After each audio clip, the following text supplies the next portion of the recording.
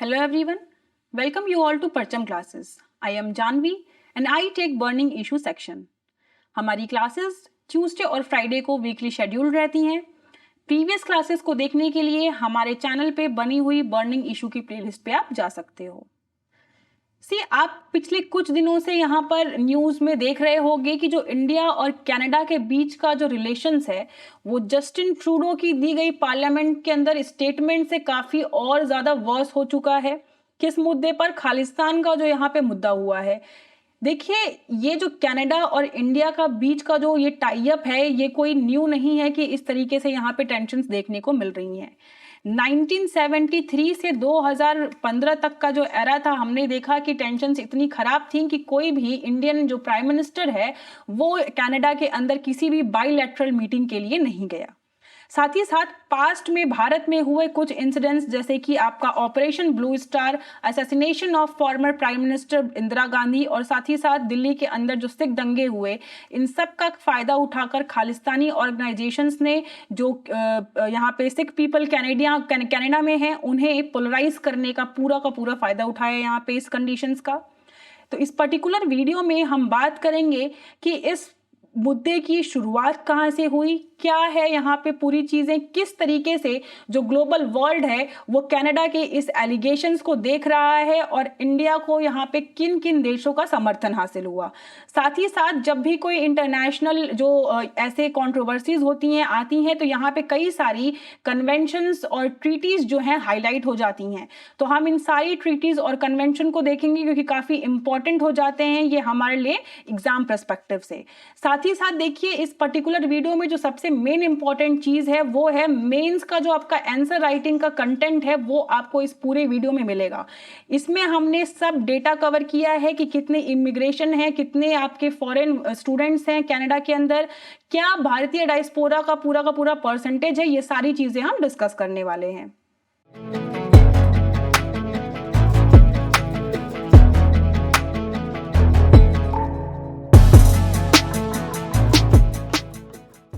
सबसे पहले देखिए यहाँ पे लास्ट सेशन का पूछा हुआ क्वेश्चन डिस्कस करते हैं. 73rd और 74th अमेंडमेंट एक्ट के तहत पंचायती राज इंस्टीट्यूशंस के अंदर महिलाओं को कितनी प्रतिशत सीट जो है वो रिजर्व करके दी गई है यहाँ पे. तो आपका सही आंसर हो जाएगा 1/3. नेक्स्ट देखिए, अब यहां पर हुआ क्या. यहाँ पे जस्टिन ट्रूडो ने कनाडा के पार्लियामेंट के अंदर जो कि ओटावा में सिचुएटेड है वहां पर इन्होंने ये एलिगेशंस लगाए हैं इंडियन गवर्नमेंट के ऊपर कि यहाँ पे हरदीप सिंह निज्जर जो कि कैनेडियन नेशनल था उसकी किलिंग में जो इंडियन एजेंट्स हैं उनका हाथ सामने निकल के आ रहा है. देखिए, निज्जर को जो है लास्ट ईयर जून के महीने में जो है यहाँ पे इसकी 2 मास्क मैन आए और यहाँ पे इसे गोली मारकर इसकी हत्या कर दी गई कनाडा के अंदर. तब से जो है यहाँ पे इसकी मर्डर की इन्वेस्टिगेशन चल रही है और यहाँ पे कनाडा का ये कहना है कि इसके जो पूरी किलिंग है उसमें इंडियन जो गवर्नमेंट है वो इन्वॉल्व है और इसी के चलते यहाँ पे कनाडा ने उसी दिन इंडिया के फॉरेन डिप्लोमेट को जो है अपनी कंट्री से बाहर निकाल दिया. देखिए, ये जो सारी चीजें हैं ये कोई न्यू नहीं आ रही हैं. ये जो इनकी स्टेटमेंट है ये G20 समिट के एक हफ्ते बाद जो है जस्टिन ट्रूडो ने अपनी पार्लियामेंट के अंदर दी. देखिए, यहाँ पे G20 समिट के दौरान अगर आप देखोगे तो जो कनाडा की मीडिया है और साथ ही साथ इंटरनेशनल मीडिया है उसने जस्टिन ट्रूडो को काफी क्रिटिसाइज किया था. उन्होंने जस्टिन ट्रूडो को ये कहा था कि वो भारत के अंदर जो है एक स्ट्रॉन्ग लीडर की तरह निकलकर दिख कर नहीं आ रहे थे G20 समिट के दौरान. यहाँ पे कुछ इंसिडेंसेस हुए जैसे कि आप देखोगे कि जो प्रेसिडेंट द्वारा डिनर होस्ट किया गया था उसमें भी जस्टिन ट्रूडो नहीं प्रेजेंट थे. साथ ही साथ यहाँ पर गवर्नमेंट ऑफ इंडिया के द्वारा जो रूम्स दिए गए थे फॉरेन डिप्लोमेट्स को, फॉरेन कंट्रीज के जो हेड्स आए थे वो भी इन्होंने लेने से इनकार कर दिया था कुछ रिपोर्ट्स के मुताबिक और यहाँ पे वो ऑर्डिनरी रूम में रुके थे. साथ ही साथ अगर आप देखोगे तो वापस जाते समय जो जस्टिन ट्रूडो की फ्लाइट थी, जो प्लेन थी, उसमें कुछ टेक्निकल खराबी आ गई थी और इंडिया ने यहाँ पे कैनेडियन जो प्राइम मिनिस्टर हैं उन्हें ऑफर किया कि आप हमारी एयर इंडिया की प्लेन ले जाओ जिसे प्रेसिडेंट और प्राइम मिनिस्टर्स ट्रैवल करते हैं.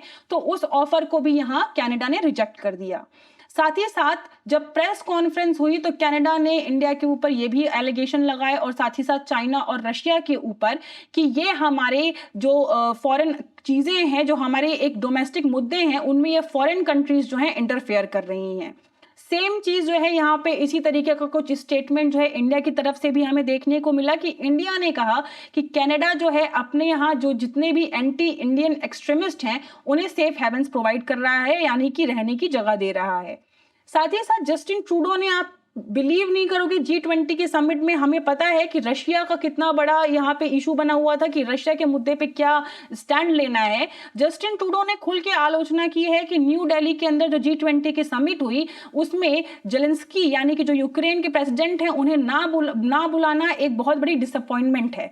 और साथ ही साथ उन्होंने ईरान, इंडिया और रशिया के ऊपर कैनेडियन इलेक्शंस को हैम्पर करने, इन्फ्लुएंस करने के एलिगेशंस भी लगाए हैं। तो ये सारी चीजें जो है देखिए हमने देखने को मिली और उन्होंने हमारे सीनियर डिप्लोमेट को निकाल दिया। देखिए जब भी दो किसी कंट्री के बीच में यहाँ पर सीनियर डिप्लोमेट्स को निकाल दिया जाए तो आप ये समझिए कि जो उनके बीच के टाई अप है वो बहुत ही ज्यादा खराब हो चुके हैं। यहाँ पे पूरी तरीके से बातचीत बंद हो गई है दोनों कंट्रीज के बीच में।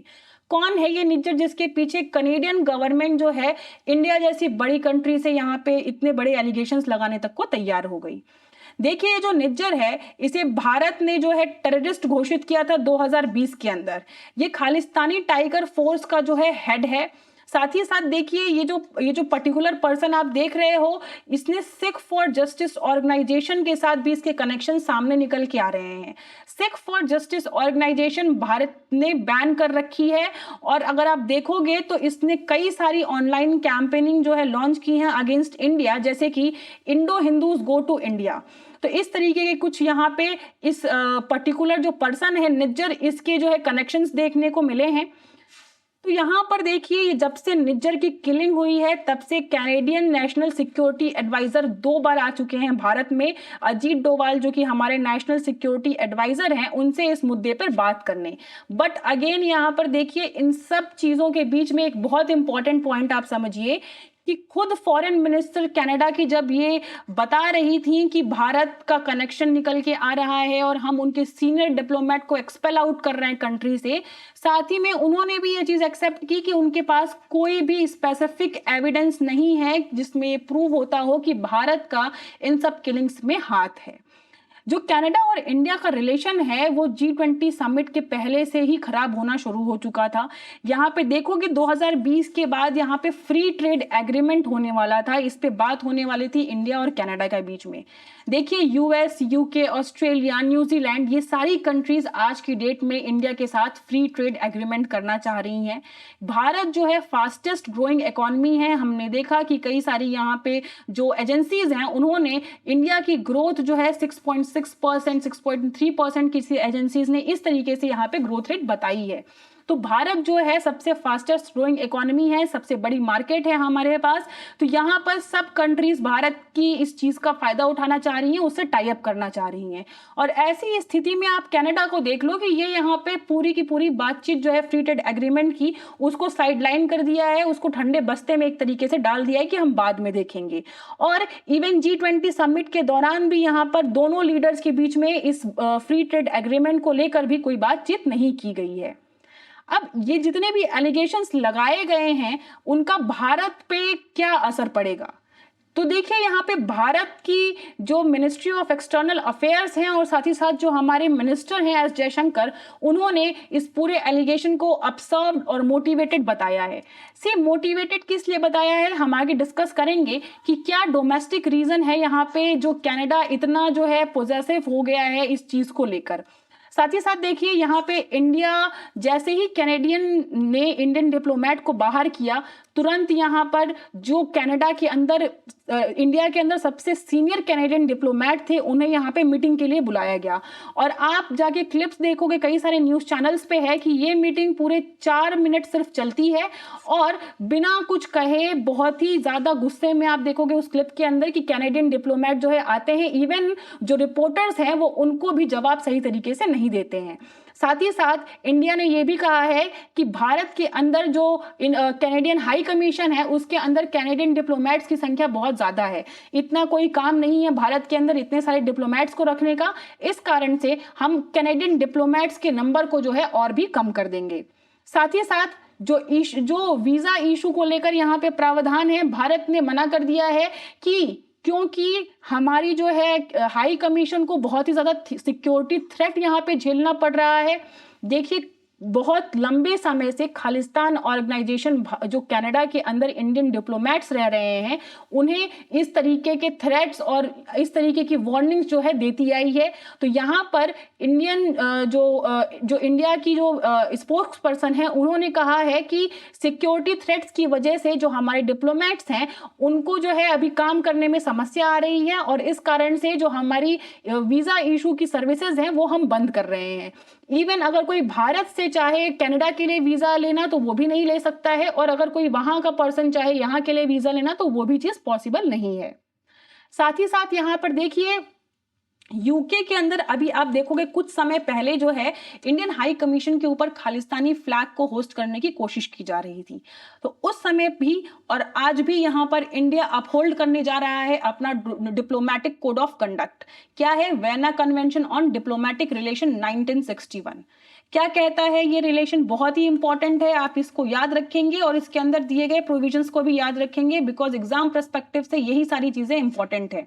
और आप देखोगे कि डे बाय डे यहाँ पे इंटरनेशनल चीजें भी जो है बहुत ही ज्यादा हाईलाइट होकर आ रही हैं, तो अब इनके आने के चांसेस भी और ज्यादा बढ़ जाएंगे आपके एग्जाम्स में। तो आर्टिकल 22 वेना कन्वेंशन का ये कहता है कि डिप्लोमेटिक रिलेशंस जब भी कोई दो देश आपस में टाई अप करते हैं तो इन दोनों देशों की जो है ये जिम्मेदारी बनती है कि वहां पे रह रहे एक दूसरी कंट्री के डिप्लोमेट्स वहां पे उनकी प्रॉपर्टी, उनकी लैंड और जो भी उनका एक्विजिशन है उन सब को प्रोटेक्ट करना उस पर्टिकुलर होस्ट कंट्री की ड्यूटी है। और वो ये कोशिश करेगी कि कोई भी डैमेज डिस्टर्बेंस जो है जो डिप्लोमेट्स हैं उनकी उन्हें असर ना करे और कोई भी सिक्योरिटी थ्रेट ना यहाँ पे हो। और आप देखोगे कि कनाडा के अंदर किस तरीके के यहाँ पे डिप्लोमेट्स के साथ सुलूक किए जा रहे हैं। इसी कारण से भारत जो है ये vena convention of diplomatic relation 1961 का कोड ऑफ कंडक्ट जो है वो अपहोल्ड करने जा रहा है। नेक्स्ट देखिए, अगर आप देखोगे ना तो ये जितनी भी चीजें कनाडा की तरफ से सामने आ रही हैं वहां की जो ऑपोजिशन गवर्नमेंट है वो भी मिस्टर ट्रूडो को बहुत ही ज्यादा क्रिटिसाइज कर रही है। जो पूरे कनाडा की जनता है, आप इससे ये मत समझ लेना कि पूरा का पूरा कनाडा इंडिया के खिलाफ हो गया है।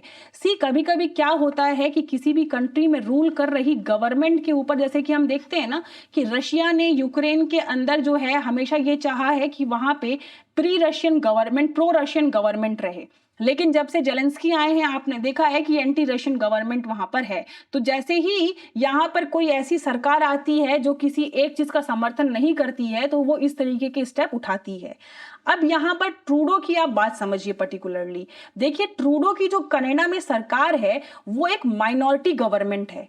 वो न्यू डेमोक्रेटिक पार्टी के सपोर्ट से अपनी सरकार चला रहे हैं और जो न्यू डेमोक्रेटिक पार्टी के लीडर हैं वो हैं जगमीत सिंह। और जगमीत सिंह आप यहाँ पे इमेज में देखो, ये है जगमीत सिंह। जगमीत सिंह जो है खुद एक सिख हैं और खालिस्तानी जो मुद्दा है उसके सपोर्टर हैं। तो यहाँ पर पूरा का पूरा जो है वोट बैंक कंपल्शन जो है मिस्टर ट्रूडो के ऊपर आ गया है कि उन्हें अपनी सरकार बनाए रखने के लिए ये न्यू डेमोक्रेटिक पार्टी है इसकी आइडियोलॉजी को जो है यहाँ पे समर्थन देना पड़ रहा है और खालिस्तानी मुद्दे को यहाँ पे सपोर्ट करना पड़ रहा है, इस किलिंग को जो है जस्टिफाई करना पड़ रहा है। वही अगर आप देखोगे कि जब से ट्रूडो ने जैसे ही ये अनाउंसमेंट आई उसके कुछ समय के बाद यहाँ पर रेटिंग जो है रेटिंग एजेंसीज ने मिस्टर ट्रूडो की जब रेटिंग निकाली है तो 50 साल के अंदर सबसे खराब प्रधानमंत्री कनाडा के अंदर ये निकल कर आए हैं कि 50 साल के जो भी एरा रहा है उसमें सबसे खराब प्रधानमंत्री के रूप में जस्टिन ट्रूडो को देखा गया है। तो यहाँ पर देखिए इस तरीके का कुछ कंपल्शन है जो कनाडा को बार बार मजबूर कर रहा है कुछ ऐसे स्टेप उठाने के लिए। हाउएवर यहाँ पे यूएस मीडिया कुछ कह रही हैं कि जस्टिन ट्रूडो जो कह रहे हैं एविडेंस की बात, ऑब्वियस सी बात है कि जब भी आप कोई एलिगेशन लगाओगे तो वहां पे एविडेंस आएगा। तो कुछ ये कहना है यूएस मीडिया का कि कनाडा ने कुछ जो एविडेंस हैं वो 5i पार्टनर के साथ शेयर किए हैं। कब शेयर किए? उन्होंने ये कहा कि G20 समिट जब होने वाली थी उसके पहले ही ये एविडेंसेस 5 आइज इंटेलिजेंस अलायंस को शेयर कर दिए गए, और साथ ही साथ यहाँ पे लीडर्स ने भी ये कहा कि उन्होंने प्रधानमंत्री मोदी से इस मुद्दे पर चर्चा की है। लेकिन हमने नहीं कोई देखा कि ऐसी कोई स्ट्रॉन्ग स्टेटमेंट G20 के दौरान निकल के आई कि ये जो 5 कंट्रीज हैं उन्होंने इस मुद्दे पे बात की हो। क्या है देखिए ये 5 कंट्री, देखिए ये बेसिकली एक इंटेलिजेंस अलायंस है, बहुत इंपॉर्टेंट है, आप इस चीज को नोट डाउन कर लोगे। आपसे क्वेश्चन में पूछा जा सकता है कि recently 5 alliance has been in news, is related to which of the following, तो वहां पे आपको ऑप्शन में दे देगा डिफेंस, इंटेलिजेंस, पॉलिटिकल, इकोनॉमिकल। तो आपको याद रखना है इंटेलिजेंस अलायंस है, इसे नाटो का यंगर जो है ब्रदर भी कहा जाता है। तो ये अलायंस की फॉर्मेशन सेकेंड वर्ल्ड वॉर के बाद सोची गई। सेकेंड वर्ल्ड वॉर के बाद यूके और यूएस ने यहाँ पे सोचा कि आगे आने वाली परिस्थितियों से लड़ने के लिए हमें अपनी जो इंटेलिजेंस है उसको शेयर करना चाहिए, कि जो भी हमें सीक्रेट्स मिल रहे हैं वो हम आपस में शेयर करें।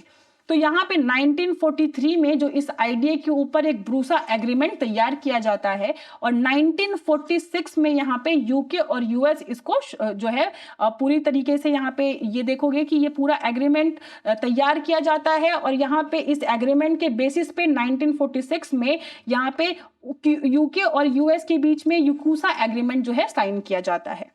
देखिए कनाडा 1949 में इसे ज्वाइन करता है और न्यूजीलैंड, ऑस्ट्रेलिया 1956 में इसे ज्वाइन करते हैं। ये दोनों एग्रीमेंट का नाम याद रखना, अगर दिख जाएगा तो आपको बताना होगा कि ये किस चीज़ से रिलेटेड है, बहुत ही इंपॉर्टेंट है। ऐसे ही वर्ड्स आ जाते हैं और फिर एग्जाम में दिमाग काम नहीं करता है कि हमें क्या आंसर देना है, वो किससे रिलेटेड है। तो यहाँ पर देखिए 5 आइज ने भी कुछ बहुत ज़्यादा जो है यहाँ पे रिस्पॉन्स नहीं दिया है, सबने बस एक ही स्टेटमेंट दी है कि दोनों कंट्रीज हमारे बहुत क्लोज हैं और यहाँ पे इंडिया जो है वो कोऑपरेट करे जो भी इन्वेस्टिगेशन कनाडा करवाना चाहता है। अब देखिए हम बात करेंगे डेटास की कि किस तरीके से ये जो दोनों कंट्रीज के बीच में टेंशन्स इवॉल्व हुई हैं, तो अब इनका प्रभाव देखिए किसके ऊपर पड़ेगा, जो वहां पे इमिग्रेंट्स काम कर रहे हैं, जो फॉरेन स्टूडेंट्स हैं, जो वर्कर हैं, और साथ ही साथ ट्रेड। आप देखोगे कि जब से ये सारी स्टेटमेंट्स आई हैं भारत के अंदर निफ्टी जो है वो बहुत ही ज्यादा गिर गया है, क्योंकि कुछ जो है भारत की कंपनियां कनाडा से पुल आउट कर रही हैं। और सिर्फ कंपनीज ही नहीं, आप देखोगे कि कई सारी जो कंपनीज हैं उन्होंने वहां के जो सिंगर्स हैं उनको जो है स्पॉन्सरशिप देने से मना कर दिया है। वहां के जो सिंगर्स हैं उनका जो कॉन्सर्ट है वो इंडिया के अंदर बैन कर दिया गया है। तो इस तरीके की चीजें देखने को मिल रही हैं। तो आप समझो कि जब दो किसी कंट्रीज के बीच में टेंशन होगी तो उसका प्रभाव सिर्फ एक चीज पर नहीं पड़ता है कि आपस में सिर्फ बातचीत चल रही हो। तो पहले हम डेटा देखेंगे और डेटा देखने के बाद समझेंगे कि किस तरीके से ये सारी चीजें प्रभावित हो रही हैं इन मुद्दों की वजह से। देखिए कनाडा के अंदर अगर हम बात करें, यहाँ पे 2021 का जो कनेडियन सेंसस है वो ये बताता है कि कनाडा के अंदर सबसे बड़ी जो एथनिसिटी है वो है पंजाबीज की। और उसके बाद अगर हम बात करें कि इंडियन और कौन कौन सी एथनिसिटी कनाडा के अंदर रहती हैं, तो आप ये भी चीज़ ध्यान देंगे कि सबसे बड़ी तो आपकी पंजाबी कम्युनिटी है, दूसरे नंबर पे आपकी तमिलियंस है, तीसरे नंबर पे गुजराती और चौथे नंबर पे बंगालीज। मोस्ट इंपॉर्टेंट चीज़ आप देखिए कि जो ये पंजाबी कम्युनिटी है इसमें 30% जो पॉपुलेशन है वो सेकेंड या थर्ड जनरेशन की है। कहने का मतलब ये है कि इनके या तो पेरेंट्स नहीं तो ग्रैंड पेरेंट्स आके कनाडा में जो है वहां पे बसे होंगे, वहां पे उन्होंने अपनी एस्टैब्लिशमेंट की और तब से उनकी फैमिली जो है वहीं पे ब्रॉटअप हो रही है। तो आप समझो कि वहां जाकर परमानेंट भी रहने वाले कितनी ज्यादा पॉपुलेशन है और ये आने वाले समय में और बढ़ेगी। आप चार्ट में देखो, यहाँ पे अगर आप देखोगे तो सबसे ज्यादा जो इमिग्रेंट्स हैं वो भारत के हैं 10.74%, उसके बाद फिलीपींस के हैं और उसके बाद आपके चाइना के आते हैं। सबसे ज़्यादा इमिग्रेंट्स, फॉरेन स्टूडेंट्स या फॉरेन वर्कर कनाडा के अंदर जो हैं वो इंडिया के हैं। पहले ये चाइना और फिलीपींस के हुआ करते थे, लेकिन 2016 से 2021 का जो पीरियड है उसमें हमने देखा है कि बहुत सारे जो यहाँ पे इंडिया से कनाडा गए हैं, बहुत सारे इमिग्रेंट्स वहाँ पे रिसाइड करने के लिए। तो ये जो नंबर है वो डे बाय डे बढ़ता जा रहा है। और सबसे बड़ी समस्या ये है कि जो भी इंडियन सिटीजन्स वहाँ पे जा रहे हैं वर्क करने के लिए, वो पूरी तरीके से इस ऑर्गेनाइजेशन के एक्सपोजर में आ रहे हैं। पूरे के पूरे चांसेस हैं कि वहां पे इन्हें पोलराइज और मैनिपुलेट करने का जो कंडीशन है वो और स्ट्रेंथन होती है। तो यहाँ पे देखिए, अगर हम न्यू स्टडी परमिट एप्लीकेशन की बात करें तो भारतीय इसमें भी सबसे बड़े नंबर पे उभर के आ रहे हैं। 8.7 लाख लोगों ने स्टडी परमिट एप्लीकेशन कनाडा के अंदर फाइल की है। दूसरे नंबर पे हैं आपके नाइजीरियंस 1.2 लाख में। देखिए यहाँ पे मैं सेकंड और थर्ड रैंक भी बताती हुई चल रही हूँ। तो न्यू स्टडी परमिट में पहले नंबर पे है इंडिया और दूसरे पे है नाइजीरियंस। अगर हम international mobility work permit holders की बात करें तो यहाँ भी इंडियन सबसे ज्यादा है 5.4 लाख और दूसरे नंबर पे हैं यूक्रेनियंस। देखिए, जो परमानेंट रेसिडेंसी की एप्लीकेशन होती है कनाडा के अंदर, उसमें भी 2020 से और 2023 ये जो 3 साल का टेन्योर रहा है, उसमें 4.6 लाख इंडियंस ने जो है यहाँ पर परमानेंट रेसिडेंसी के लिए एप्लीकेशन फाइल की है।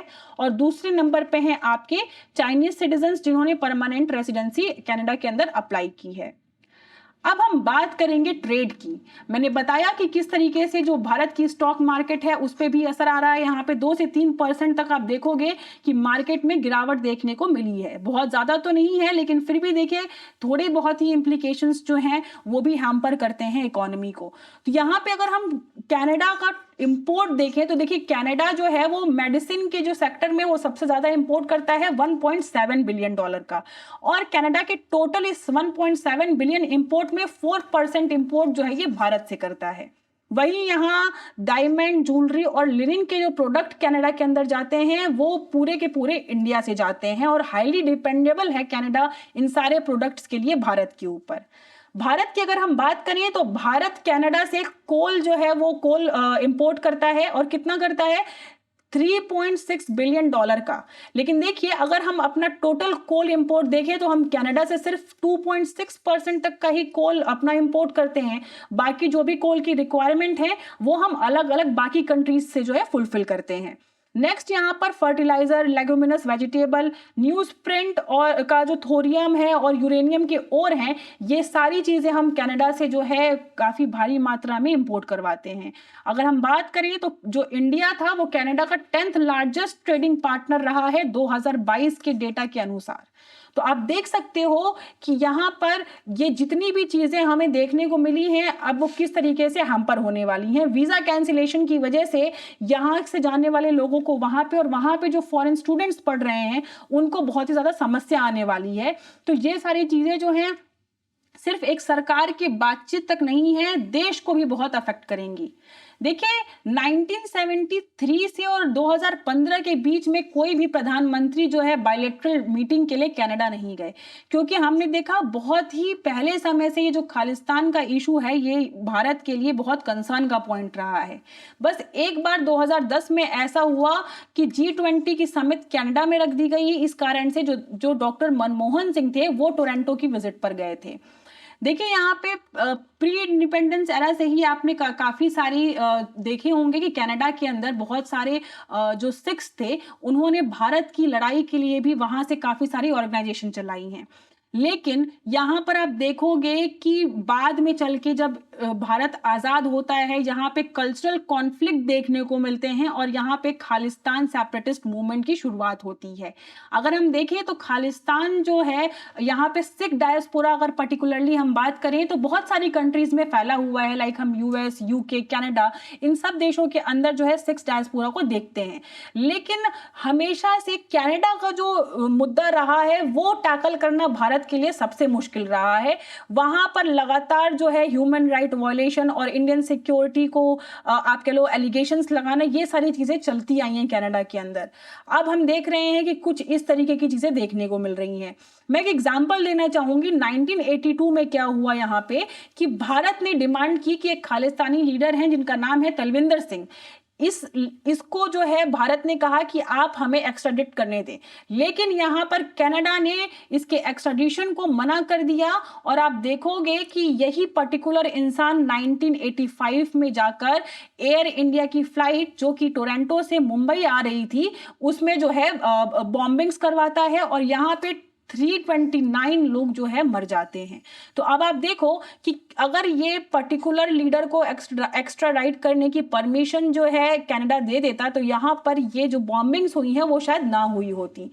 यहाँ पर 2015 के बाद जो न्यू प्राइम मिनिस्टर बने नरेंद्र मोदी, उन्होंने कोशिश की कि कनाडा के साथ जो हमारे रिलेशंस हैं उनको सुधारा जाए, लेकिन यहाँ पर कुछ भी देखने को नहीं मिला। इवन यहाँ पर कई सारी कंट्रोवर्सीज इवॉल्व तब हुई जब खालिस्तानी सपोर्टर्स को मिस्टर ट्रूडो ने स्पेशल डिनर रिसेप्शन पे इनवाइट किया।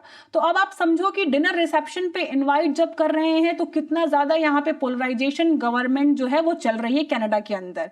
इवन देखिए न्यू दिल्ली से ये जो आप फ्री ट्रेड एग्रीमेंट को जो बंद करना था, इन सब चीजों की शुरुआत कब होती है? 2020 के बाद हम देखते हैं कि और कंडीशन खराब होती है जब यहाँ पे कैनेडियन गवर्नमेंट जो है इंडियन गवर्नमेंट को फार्मर प्रोटेस्ट जब भारत में चल रहा था उसके लिए क्रिटिसाइज करती है। तो अब आप देख सकते हो, अब आपको पूरा फॉरेन डिप्लोमेसी और इंडिया और कनाडा के बीच का रिलेशन समझ में आ गया होगा। आपसे जो वन लाइनर क्वेश्चंस में भी हमने सारे जो कन्वेंशंस हैं, जो भी एग्रीमेंट्स हैं, जो भी टर्मिनोलॉजी है वो सब हमने डिस्कस कर ली है।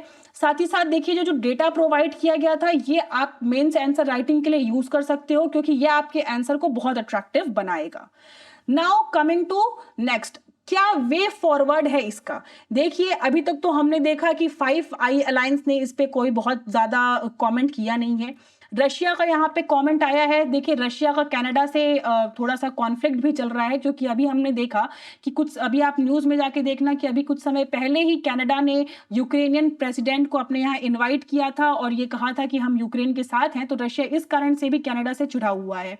तो रशिया ने यहाँ पे पूरी तरीके से इंडिया का समर्थन किया है और जापान ने भी कहा है कि हम इंडिया के ही समर्थन में हैं।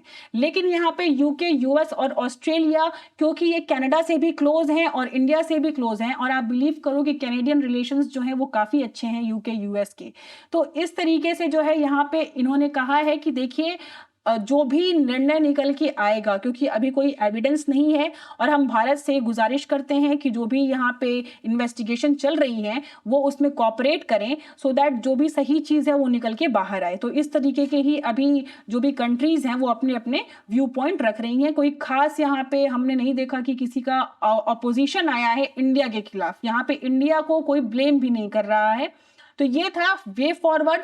अब कोई भी न्यू बड़ी डेवलपमेंट होती है तो मैं उस पर अलग से भी वीडियो बनाऊंगी। अगर इस मुद्दे को लेकर कोई भी नया कोई ट्रीटी या कन्वेंशंस आते हैं तो वो इंपॉर्टेंट होंगे तो हम जरूर डिस्कस करेंगे। Now coming to next segment, multiple choice question. देखिए हमें पता है कि इंडियन कॉन्स्टिट्यूशन के अंदर बहुत सारे जो प्रोविजन है हमने अलग अलग कंट्री से बोरो अप किए हैं। तो आज का हमारा सवाल है कि हमने कौन कौन से यहाँ पे फेडरल फीचर यानी कि संघीय व्यवस्था के कौन कौन सी विशेषताएं हमने कैनेडियन कॉन्स्टिट्यूशन से बोरो की हैं। पहला है इसमें residuary power of the centre, दूसरा है appointment of state governor by the centre और तीसरा है advisory jurisdiction of the supreme court. तो आपको बताना है कि इनमें से कौन सा प्रोविजन बोरो किया गया है, पहला, दूसरा, तीसरा या फिर ये तीनों। कमेंट बॉक्स में आंसर करें। साथ ही साथ आप मुझे ये बताएंगे कि जो इंडिया का एक व्यू पॉइंट है और जो इंडियन डिप्लोमेसी का जो तरीका है कि जितने हार्श तरीके से हमने इस मुद्दे को अपोज किया है वो बिल्कुल सही है, लेकिन आप मुझे बताएंगे कि और हम क्या चीज़ें इसमें कर सकते हैं कि हमारे जो टाई अप है और जो हमारी पोजीशन है ग्लोबल में वो और स्ट्रेंथन हो, जो भारत है उसकी पोजीशन जो है और मजबूत बने ग्लोबल वर्ल्ड में। ठीक है, और जो भी आपको इस लेक्चर की पीडीएफ लेनी है वो हमारी वेबसाइट पे जाएंगे आप parchamclasses.in पर। देखिए बहुत सारे बच्चे बार बार कंफ्यूज हो जाते हैं, तो मैं यहाँ पे फिर से रिमाइंड कराना चाहूँगी कि हमारे लेक्चर की पीडीएफ लेने के लिए आप हमारी वेबसाइट parchamclasses.in पर जाओगे, यहाँ से पीडीएफ को आप डाउनलोड करोगे। So that's all for today. Till then, take care.